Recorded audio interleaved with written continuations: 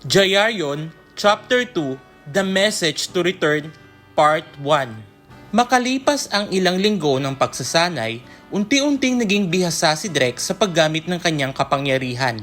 Alam niya na kung paano siya magiging invisible at kung paano rin siya babalik sa normal. Pero may isang bagay siyang napansin. Nawala na ang kinang ng asul na bato. Noong una, ang bato ay may bahagyang liwanag, tila may sariling enerhiya. Ngunit ngayon, mistulang isa na lamang itong pangkaraniwang bato. Hindi na ito kumikislap. Ano kayang ibig sabihin nito? Walang na batong bisa? Isang araw, habang nasa trabaho, nagkaroon siya ng ideya. Habang nasa staff lounge, nakaupo siya kasama ang kaibigan niyang si Kelly, isang ICU nurse na madalas niyang kasamang kumain tuwing break. Can you imagine may patient earlier? Kahit ano adjustment ko sa sedation, parang hindi siya napapakalma. Well, it's ICU.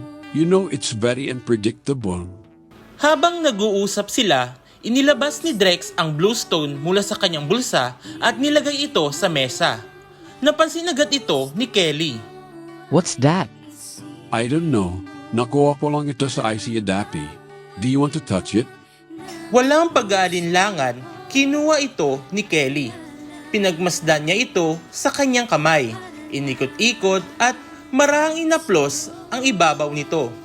Pero walang nangyari, hindi siya naging invisible katulad ni Drex. Tumingin si Drex kay Kelly, inaasahan niyang baka bigla itong maglaho. Pero wala, naroon pa rin si Kelly. Nakatingin lang sa bato, tila walang kakaibang nararamdaman. Ha? It's just a stone. Anong meron dito? Kinuha ni Drex ang bato at napaisip. Wala na nga itong epekto. Nakuha niya na ang kapangyarihan nito. At ngayon, kahit sino pang humawag dito, wala na itong bisa. To be continued.